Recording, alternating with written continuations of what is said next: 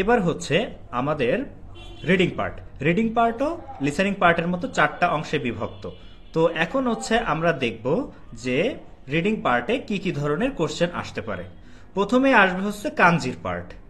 কাঞ্জি কিভাবে লিখবেন আপনি, বা কাঞ্জির যে পার্টটা সেটা কিভাবে আপনি লিখবেন।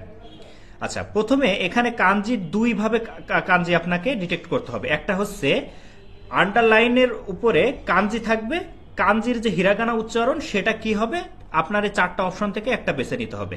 আর এক ধরনের কোশ্চেন থাকবে, সেটা হচ্ছে আপনার এখানে হিরাগানা উচ্চারণ দেওয়া থাকবে, এটা কাঞ্জিতে কি হবে সেটা আপনাকে এই 4টা কাঞ্জির মধ্যে থেকে একটা আপনাকে নির্বাচন করতে হবে। আচ্ছা, আমরা কয়েকটা কোশ্চেন সলভ করে দেখি এটা আসলে কিভাবে আমাদের নির্বাচন করতে হবে।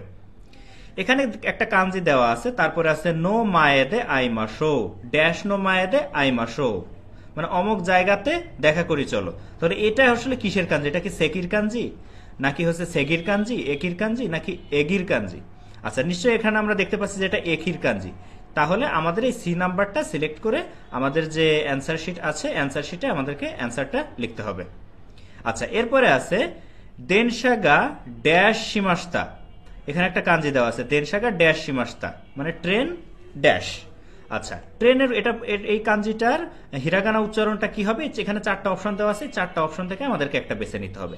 তো এটা আছে কি, আমরা অপশনগুলো একটু দেখি। এখানে প্রথম অপশন এ অপশনে আছে হচ্ছে তৌচাকু, তৌচাকু। পরেরটা আছে হচ্ছে তৌখি, তারপর একটা আছে হচ্ছে দৌচা, তারপর একটা আছে হচ্ছে দৌগি।